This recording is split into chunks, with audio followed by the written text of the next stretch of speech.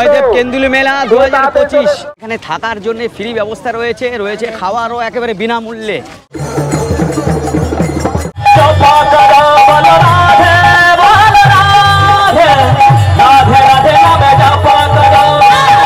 এরকম প্রচুর আখড়া রয়েছে। দেখুন এখানে হাঁটা চলা করার উপায় নেই, সাধু সন্তরা এখানে যজ্ঞ করছেন, যেখানে কবি জয়দেব রচনা করেছিলেন গীত গোবিন্দ। অজয় নদে কেন মকর সংক্রান্তির এই দিনে পুণ্য স্নান করা হয়, জনস্রোতে ভেসে যাচ্ছে। এটা দেখে আমার এই কুম্ভ মেলার পিপা ফুলের কথা মনে পড়ছে। মানুষ যখন পুণ্যের আশায় গঙ্গাসাগর আর কুম্ভ মেলায়, আমি তখন গ্রাম বাংলায় ঐতিহ্যবাহী এই কেন্দুলি জয়দেবের মেলায়। প্রায় 400 বছরের পুরনো বর্ধমান এবং বীরভূমের সীমান্তে অজয় নদের পাড়ে জয়দেব কেন্দুলি মেলা হয়ে আসছে। গীত গোবিন্দের রচয়িতা লক্ষণ সেনের সভাকবি পণ্ডিত জয়দেবের স্মৃতির উদ্দেশ্যে এই মেলা। প্রতি বছর মকর সংক্রান্তির পুণ্য স্নানের মাধ্যমে মেলার সূচনা হয়। চলে 3 থেকে 4 দিন। বাউল গান, কীর্তন, ট্র্যাডিশনাল খাওয়া দাওয়া এবং কেনাকাটায় লক্ষাধিক ভক্তের সমাগম হয়। আর এই মেলার যাবতীয় তথ্য তুলে ধরতে ভিডিও শুরু করছি বাড়ি থেকে।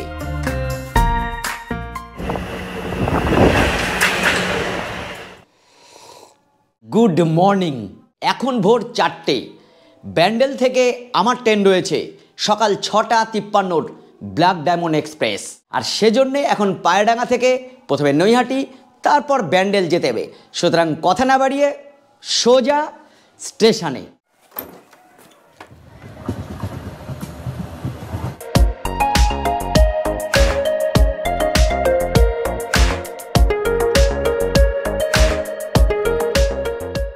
তো এসেছিলাম ব্যান্ডেলের বাইরে থেকে চাটা খেলাম। এখন আমি আমার ব্ল্যাক ডায়মন্ড ধরবো 22387 ব্ল্যাক ডায়মন্ড এক্সপ্রেস, যেটা হাওড়া ছাড়বে 6:15 আর দুর্গাপুর পৌঁছাবে 8:47। আমি যেহেতু ব্যান্ডেল থেকে ট্রেনটা ধরছি, ব্যান্ডেলে এই ট্রেনের টাইমটা হচ্ছে 6:53। এই আমাদের ট্রেন ঢুকলো ব্ল্যাক ডায়মন্ড এক্সপ্রেস। 3 নম্বর প্ল্যাটফর্মে দিয়েছে। আর আমার হচ্ছে কম্পার্টমেন্ট হচ্ছে D3, সিট নাম্বার 76। টিটি বাবু আগে থেকেই দাঁড়িয়ে ছেড়ে দিল ব্ল্যাক ডায়মন্ড এক্সপ্রেস। ব্যান্ডেল ছাড়ার পর এই ট্রেন দাঁড়াবে বর্ধমান আর দুর্গাপুর পর্যন্ত। মাঝে মাত্র 3টে স্টেশন আছে, বর্ধমান, মানকড় এবং পানাগড়, তারপরেই দুর্গাপুর। প্রায় ঘন্টা 2 সময় লাগে।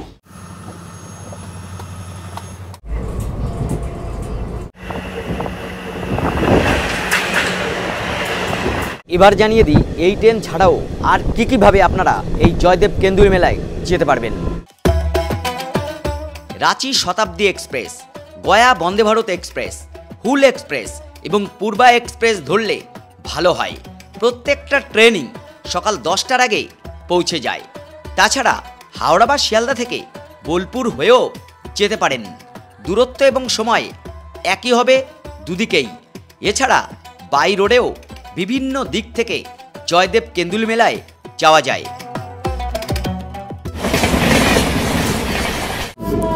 দুর্গাপুর তো অবশেষে নেমে বললাম দুর্গাপুর। 3 নম্বর প্ল্যাটফর্মে দিয়েছে আর আমরা এখন যাব 1 নম্বর প্ল্যাটফর্মে, কারণ ওই 1 নম্বরের বাইরে থেকেই কেন্দুলি মেলায় যাওয়ার বাসগুলো পাওয়া যায়। এই দেখুন এখানে ভিড়।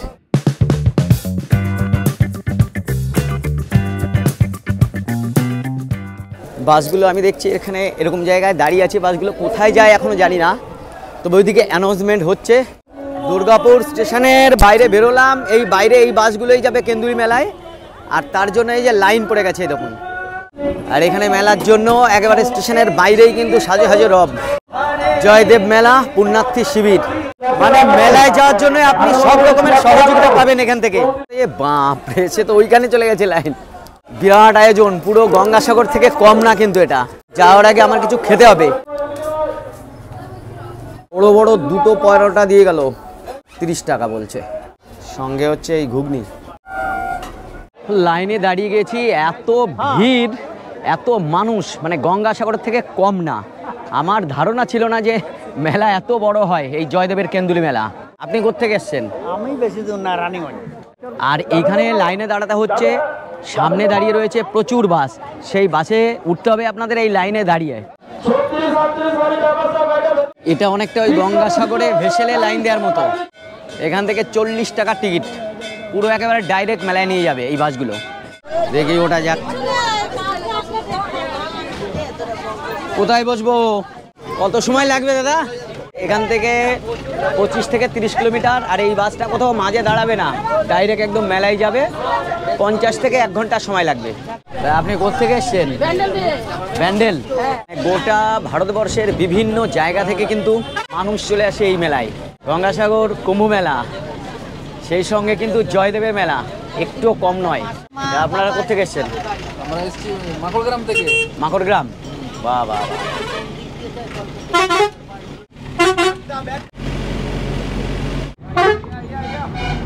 ঠিক যেভাবে আমরা দুর্গাপুর থেকে এলাম, একইভাবে আপনারা মেলার দিক থেকে ফিরে যেতে পারবেন। এখান থেকেই ডিভাইডেশন দেখা যাচ্ছে। মেলায় পৌঁছানোর বহু আগে থেকেই প্রচুর ভিড়। সামনেই ভিড় দেখা যাচ্ছে, মানে মেলার প্রথম ঝলক। এইটা হচ্ছে বাসের পার্কিং, এই যে এই পাশটা। ওরে ভিড় বাবা! এই পার্কিং বাসের এরকম জায়গা থেকে আবার ফিরতে হবে আমাদের। পুলিশ প্রশাসন সবই রয়েছে এখানে। নেমে পড়লাম এই কেন্দুলি জয়দেবের মেলার মানে এপারে আমরা আছি। এই পার্কিংয়েই যা ভিড় দেখছি আর যে আয়োজন, মানে গঙ্গাসাগর আর কুম্ভুর থেকে একেবারে কম না। যাই হোক, এই দিক দিয়ে আমরা এখন হেঁটে যাব। অজয় নদী পায়ে হেঁটে পার হতে হবে, ছোট ব্রিজ। ওপারে গিয়ে মেন মন্দির এবং মেলা, পুণ্য স্নানও এপার ওপার দুদিক থেকেই হয়। এই যে এরকম গেট করা হয়েছে দেখুন, এই গেট দিয়ে প্রশাসন ছাড়ছেন আর সবাই হেঁটে এই দিকে যাচ্ছেন। একদম পার্শ্ববর্তী এই দেখুন, এইখানে বিভিন্ন ফটো দেওয়া আছে। আর মানুষ এরকম চাল দান করেন আর কি এখানে বিভিন্ন জায়গার থেকে এনে। মেলার ডেটগুলো বলে দিই। এই যে পৌষ সংক্রান্তি 14ই জানুয়ারি মেলা শুরু হচ্ছে, 14, 15, 16 এই 3 দিন মেলা থাকবে। কিন্তু এর পরেও আরও প্রায় দিন 10 মেলা চলবে। মানে সবাই আর কি বিরাট উৎসাহিত। কোথা থেকে এসছেন আপনারা? পুরুলিয়ার মাদলিয়া চলে এসছে সব এখানে। মানুষ দেখুন, জনস্রোত। কবি জয়দেব, যিনি লক্ষণ সেনের সভাকবি ছিলেন, 1159 সালে তিনি গীত গোবিন্দ রচনা করেন। রাধা কৃষ্ণের প্রেম, বিরহ এবং মিলন, এই ছিল তার মূল বিষয়বস্তু। এইটা এখানকার একটা মূল বৈশিষ্ট্য। কালীমাতারই আমি বেশি মূর্তি দেখছি এখানে। এই এরকম গেট দেওয়া রয়েছে, প্রশাসন আর কি সেগুলো বেশ ভালোভাবেই আর কি কন্ট্রোল করছেন। এইবার আমরা চলে এসেছি এই অজয় নদ। সামনে অজয় নদ এবং তার দুদিকেই কিন্তু এই পুণ্য স্নান চলে। সামনে আমি ওপারে প্রচুর ভিড় দেখছি, মানে সব স্নানে অলরেডি জলে নেমে গেছেন। বিবিধের মধ্যে এই মিলন ক্ষেত্র, যেখানে গোটা পশ্চিমবঙ্গ তো বটেই, ভারতবর্ষেরও বিভিন্ন জায়গার মানুষ কিন্তু এই কেন্দুল মেলায় আসেন। এই আমরা এখন যেখান দিয়ে হেঁটে যাচ্ছি তার বাঁ দিকে এবং ডান দিকে দুদিকেই আমরা অজয় নদ দেখতে পাচ্ছি। আর মাঝের এই ব্রিজটা এইভাবে তৈরি করা হয়। আসলে অজয় নদে কিন্তু জল থাকে না সব সময়।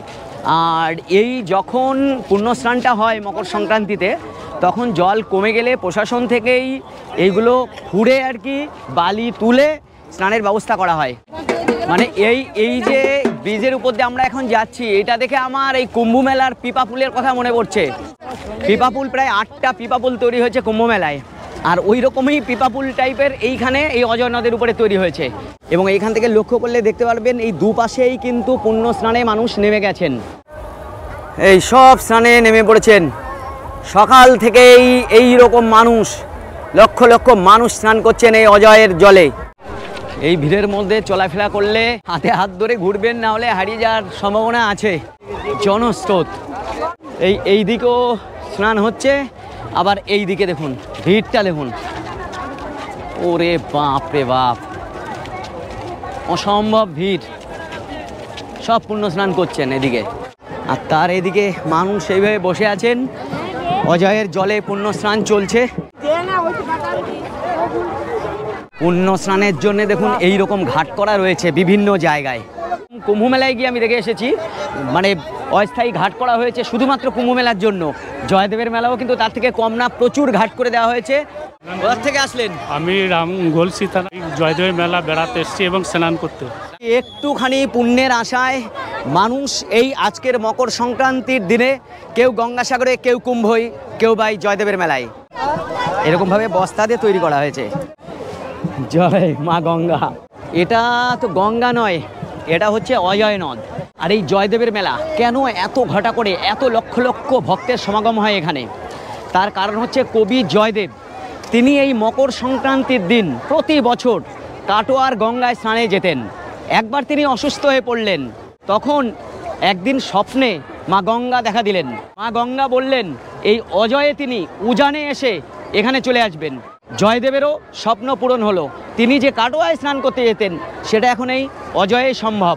এই জন্য এখানে পুণ্য স্নান হয় এবং এই জয়দেবের মেলাও হয়। আচ্ছা, এইখানে স্নানের জন্য এই এরকম স্পিড বোট রয়েছে, ওনারা তদারকি করছেন আর কি এই সমস্ত জায়গায়। আচ্ছা, এইখানে কিন্তু পুণ্য স্নান একদিনই হবে, 14ই জানুয়ারি পৌষ সংক্রান্তি বা মকর সংক্রান্তি, কিন্তু মেলা থাকবে অনেক দিন। মূলত 14, 15, 16 3 দিন মেলা থাকে, কিন্তু তারপরে আরও প্রায় দিন 10 মেলা থেকে যায়।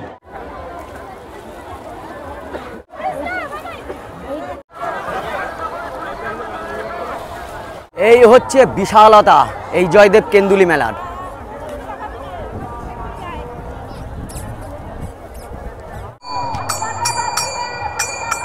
বিরাট বিস্তৃত অঞ্চল জুড়ে সামনে যা দেখছেন সবই বিভিন্ন রকম বাউল আখড়া।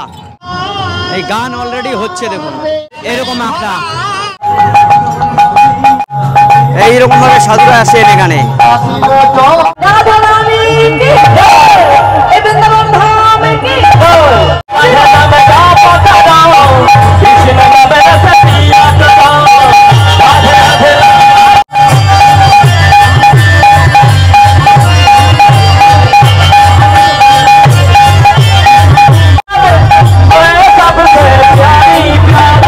বিরাট বিস্তৃত এই মিলন ক্ষেত্র। আসলে এই মেলার একটা অন্যতম বৈশিষ্ট্য হচ্ছে এই কীর্তনের আখড়া, বাউলের আখড়া, সেই সঙ্গে সাহিত্য চর্চাও কিন্তু এখানে হয়ে থাকে। আর এরকম এই পাথরের থালা পাওয়া যায় এখানে প্রচুর। কত দাম? 90 টাকা। 90? কি দিয়ে তৈরি? পাথর গুঁড়ো দিয়ে। মেলার মধ্যে এখানে কিন্তু এই যে খাওয়ার ব্যবস্থা আছে। অর্থাৎ কুপন কত? কুপন 50 টাকা নিরামিষ ভাত। নিরামিষ 50, ডিম 60, মাছ 70, মাংস ভাত 80 টাকা। ভিডিও দেখি আমি। তারা বুঝতে ভালো আছে। বীরভূম থেকে? ভালো আছেন? হ্যাঁ, ভালো আছে। জানাবেন একই দাম আরেক মাল 10 টাকা। এখানে রয়েছে মিষ্টির বাহার, বিভিন্ন ধরনের মিষ্টি তৈরি হচ্ছে এখানে। রাধা মাধব মন্দির, রাধা গোবিন্দ মন্দির সামনে এগুলোই আমরা পাবো, কিন্তু এদিকে যে এগোবো ভিড়টা দেখলেই ভয় লাগবে। এটা আবার বিদ্যুৎ দপ্তর। মাছ ধরার জাল বিক্রি হচ্ছে মেলায়। আর এই তো হচ্ছে গ্রাম বাংলার প্রকৃত চিত্র, এটাই দেখতে চেয়েছিলাম। এটাও একটা গেট, এই গেট পার হয়ে আপনাকে মন্দিরের কাছে যেতে হবে।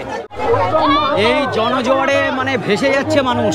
এর আগেও আমি এরকম ভিড় দেখেছি গঙ্গাসাগরে, আর এখানেও একদম সেম ভিড়।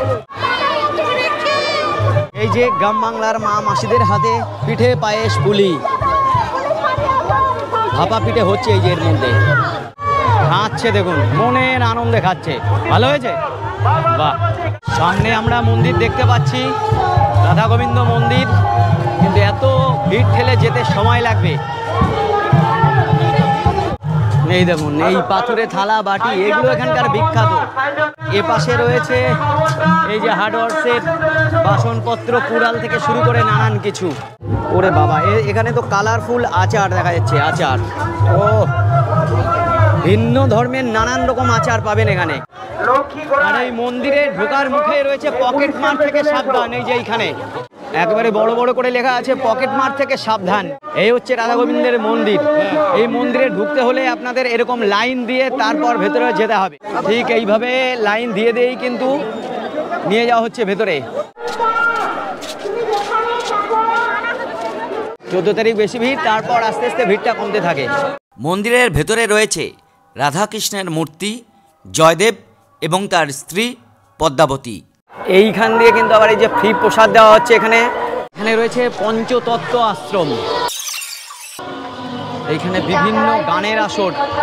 একটা মাতা তার একমাত্র ছেলেকে দান দিয়ে দিচ্ছে ভক্তমণ্ডলীর মায়েরা। এই হচ্ছে এখানকার বিখ্যাত নানান মিষ্টির দোকান কিন্তু এখানে রয়েছে। এই মকর সংক্রান্তির দিনই কিন্তু এই লাইনটা পড়ে, প্রচন্ড ভিড় হয় কিন্তু। যতদূর দেখা যায় মানুষ আর মানুষ চারিদিকে, কোনো জায়গায় ফাঁকা নেই। এখান থেকে আপনারা প্রসাদও কিনতে পারেন। এইরকম এদিকেও রয়েছে হাজার রকমের আচার, হাজার রকমের এই আচার। এই বাউল সম্প্রদায়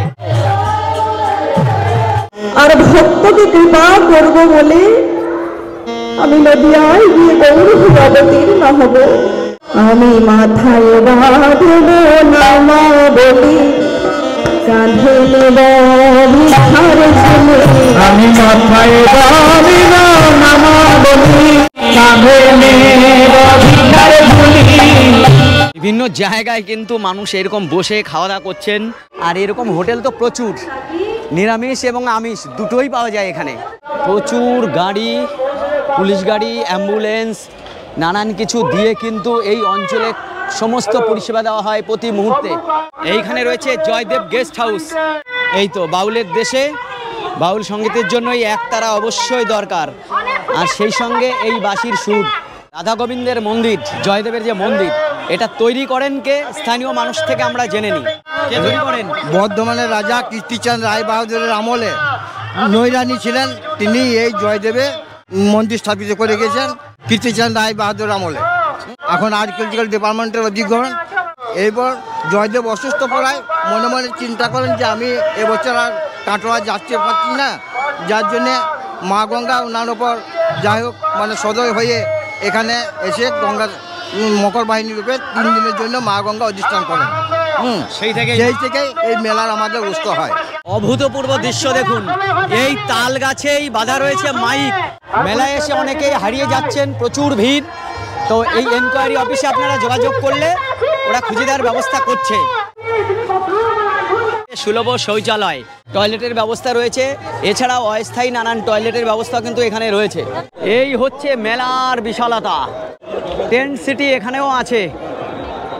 হাঁটতে হাঁটতে এবার আমরা চলে এসেছি বাবা কুশেশ্বরনাথ মন্দির। এই হচ্ছে কুশেশ্বর মন্দির। এইখানে বসেই কবি জয়দেব রচনা করেছিলেন 1159 সালে গীত গোবিন্দ। আর এইখানে ভিড় দেখুন, এই সব এখানে ফ্রিতে খাওয়া দাওয়ার ব্যবস্থা করা হয়েছে এই কুশেশ্বর মন্দিরের। এখানে মানুষ কিন্তু রেডি খাওয়ার জন্য। নানান জায়গায় এরকম খাবারের ব্যবস্থা করা হচ্ছে একেবারে সম্পূর্ণ বিনামূল্যে। ইসকন থেকে একটা র্যালির ব্যবস্থা করা হয়েছে, এই দেখুন ইসকন থেকে।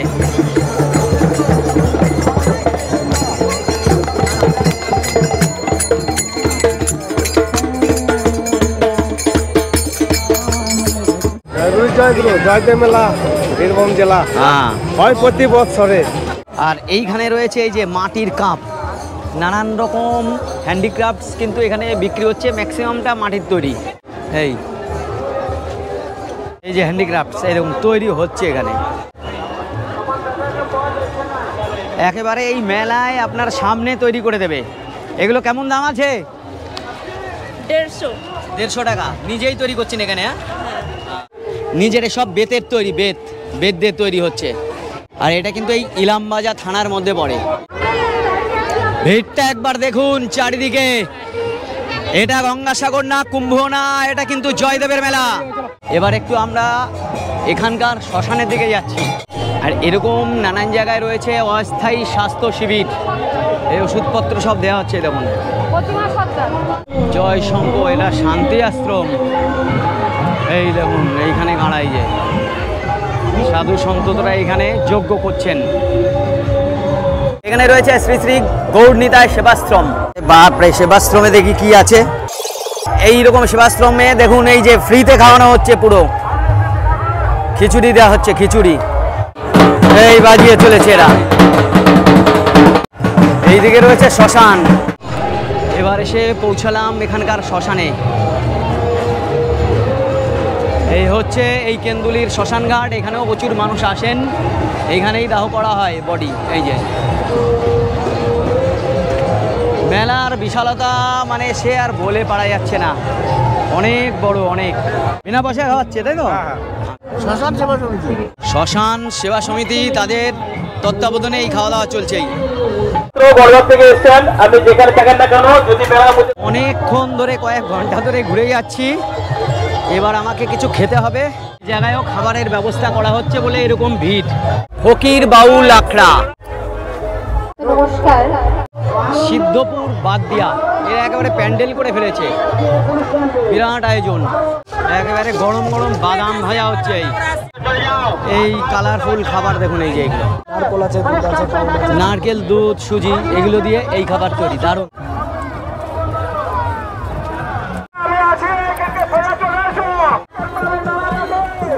ব্রিজের দুদিকেই এরকম বিভিন্ন মূর্তি করা রয়েছে। এই দেখো একে, এই কিন্তু কুম্ভ মেলায় প্রথম কমেন্টস করেছিল যে আপনার 1 মিলিয়ন ভিউ হবে। 1882 সালে বঙ্কিমচন্দ্রের যে উপন্যাস আনন্দমঠ, সেখানেও কিন্তু এই কেন্দ্রবিল্লু গ্রামের উল্লেখ আছে, এই মেলার উল্লেখ আছে। সুতরাং বহু প্রাচীন এই মেলা।